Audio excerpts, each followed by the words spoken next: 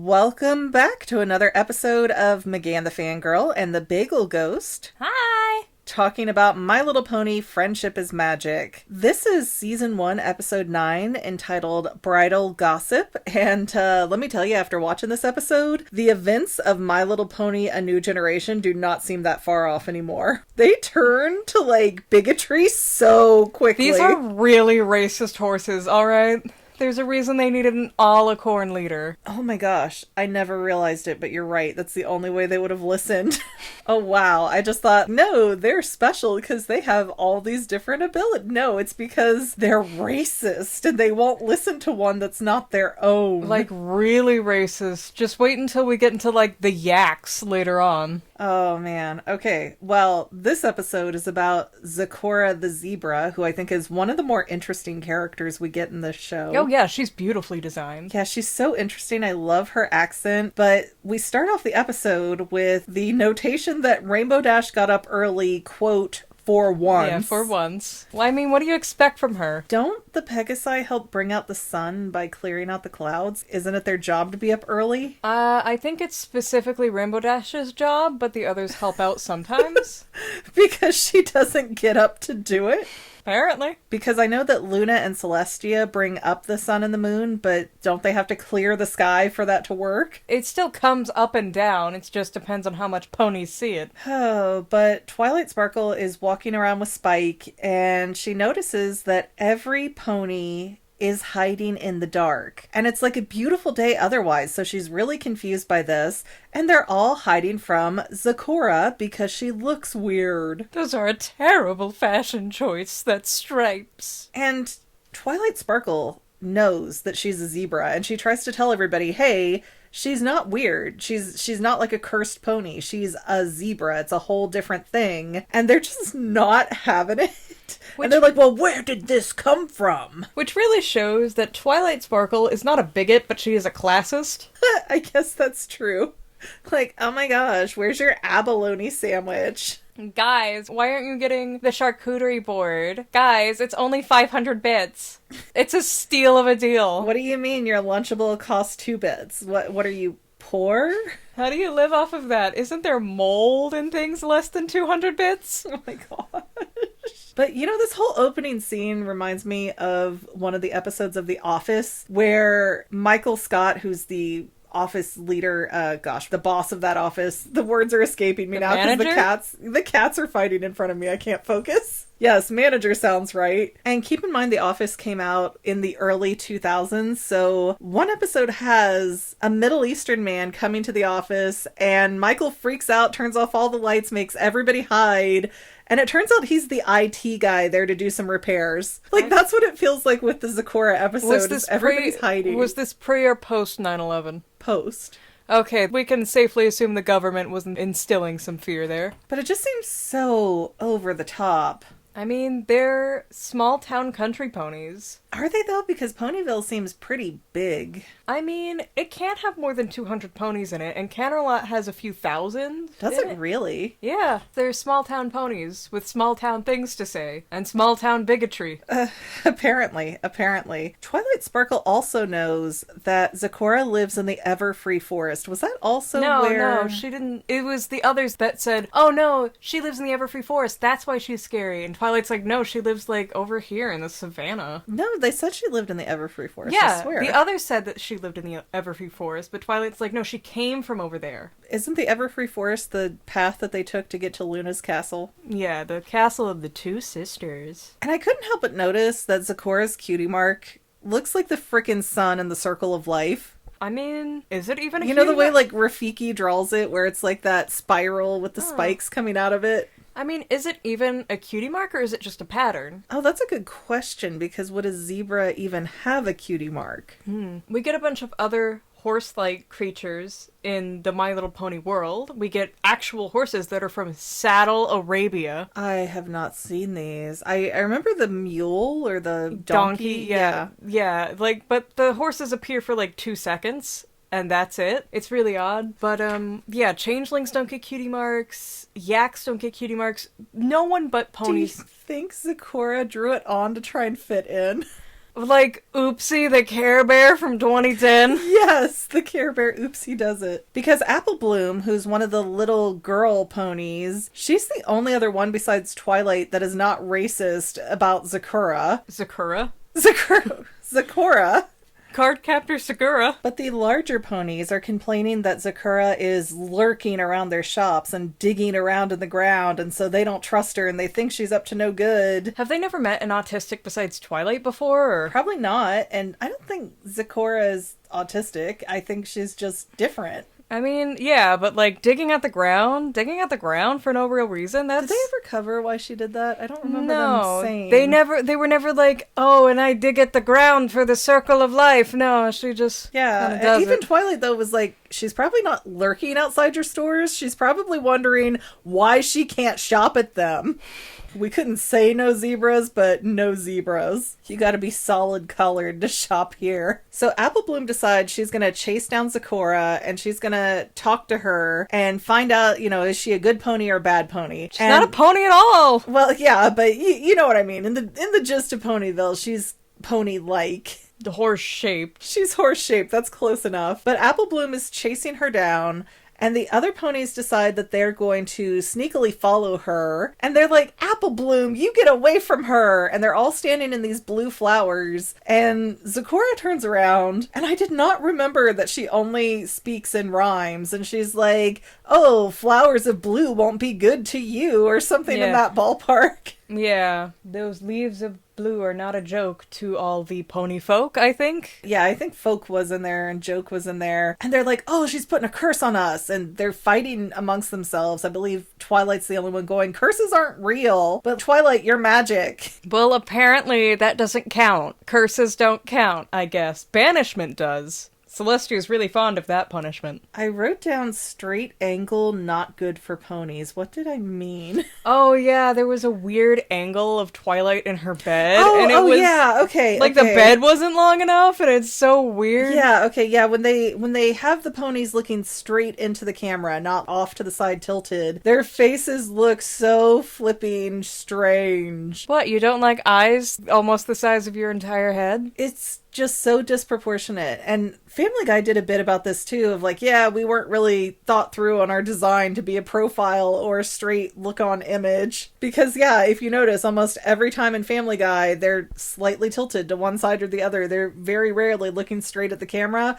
and they're never in a profile. So the ponies are largely at an angle or profiled. It's not crazy often that you see them straight on, and they just look terrible. They're just so silly. I don't think silly is the word I would use. I'd say close to nightmare fuel. And you watched Watership Down, so what? I regret watching Watership Down with every fiber of my being, but that's a whole different trauma dump. Then we get to the next day, and Twilight Sparkle has a limp horn with polka dots on it. Wonder how they got that joke in there. Wow.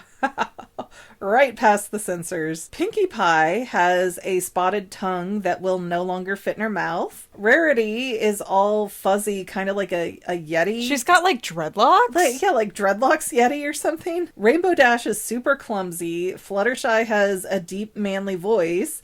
And Applejack, who I think by far got the weirdest one, she's like 3 inches tall. Oh, limp horn isn't weird enough for you? Out of all the things that's affecting one of their body parts or their senses or whatever, they physically shrunk Applejack. She could be the ringleader of the flea circus. So Spike, like you did back then, started casually bullying everyone. He called them Apple Teeny, Flutter Guy, Harity, Spitty Pie, and Rainbow Crash, which, I mean, it's so mean, but kind of bravo. I mean, Rainbow Crash is a name that's going to keep coming back for Rainbow Dash's whole backstory. Unpopular opinion, though. Proper bullying is an absolute art form. Because Spike is like writer quality, just off the cuff naming these guys. Spike's also like 8 to 10 years old at this point, so he's doing good for his little tiny dragon brain. That's what I'm saying. He should be like a dragon rider by the end of this. He gives sick burns because he's a dragon. I get it. And Applejack ends up sneaking into Apple Bloom's tail and taking off with her to wherever she's going, which is to Zecora. And so when the rest of the main six realize that Applejack is missing and she was tiny, they all start checking their butts because they think they sat on her. They check their hooves and then their butts, which has to be a fan service shot. Like, there's no way it's not. It was really weirdly fan servicey, like butts aimed at the camera like some weird anime. And we wonder how the jar happened. Oh no. So the 5 of the main 6 that are without Applejack go to Zecora's house, and they see her through the window with this big bubbling cauldron filled with green liquid. And Apple Bloom, on the way to Zecora's house, apparently got sick of Applejack and left her on a tree branch. Which is really irresponsible for a young kid to do, because, like, you don't know this forest. You don't know what tree your sister's on. What if you just go home and forget about her? Right? What if you can't even hear her cries for help or she falls? And she put her on a branch over thorns. She doesn't have thumbs. She can't stay up there. Poor little earth ponies. That's why they do farm work. So with no explanation of how Applejack gets discovered, we see Applejack riding Rainbow Dash upside down. Rainbow Dash crashes through the tree that Applejack was on, and that's how... Oh, and she just jumped on? Yeah. She's riding her upside down, though. I cannot get over it. And they end up together at the end of the series, don't they? I don't like that part.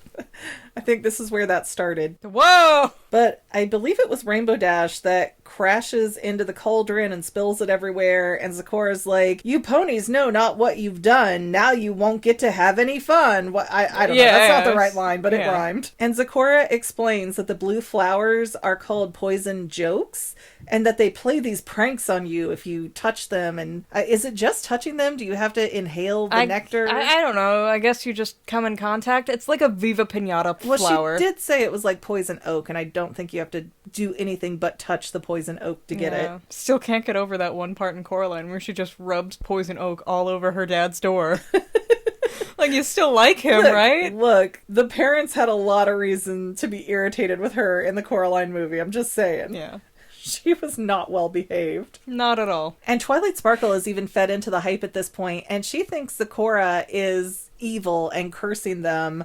And she's like, well, if the poison jokes are real, how come I haven't found them in any of my books? And Zecora's like, well, it's in my book right here, the Supernaturals book. And Twilight's like, oh, I owned a copy, but the cover looked weird, so I didn't really look into it. And Zecora, being right on the nose, is like, well, that's why you shouldn't judge a book by its cover. Okay, argument here. That's what book covers are for you to judge them. There are literally whole marketing departments for this. But hold on, I didn't do this right. That's why you don't judge a book by its cover, because now you have to sit here and hover. Ha ha ha ha. Now you get to look like others. That's not a ver. That's a ther.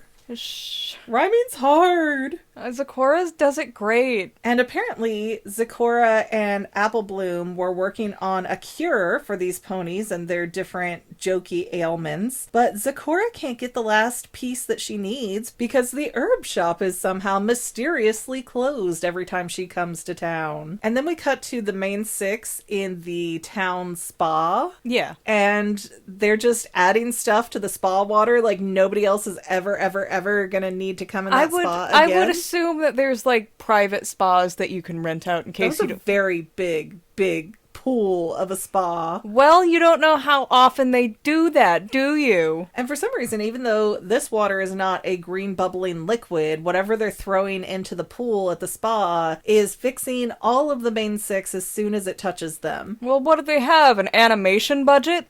I mean, I feel like it wouldn't be that unreasonably hard to make the water green if that's what they need. Maybe the cauldron was just making the flakes that you put in there? I'm just saying, if Zecora was bubbling this big green potion thing, I feel like the bath is a weird little comp out. Although the spa pony is so flipping cute. Like, I am obsessed with her coloring. Oh yes, I think her name's like Lotus or something. She has a twin that's just her but flipped colors. Oh my gosh, they are so cute. Their ponies are very expensive. But everybody's back to normal, and now we're gonna pretend like Zecora can be friends, even though nobody else in Ponyville has gone on this journey to be cool with Zecora Well, now there's advocates, and what are you gonna do? Tell your only farmer no? Excuse me, Twilight Sparkle was trying to advocate for Zecora and got told to F off. But Twilight's a newcomer. Twilight came from old money. What do you mean? Like, they're not gonna listen to Twilight. I'm sorry, what? In what village do you know of where they don't listen to the people with money above anybody else with any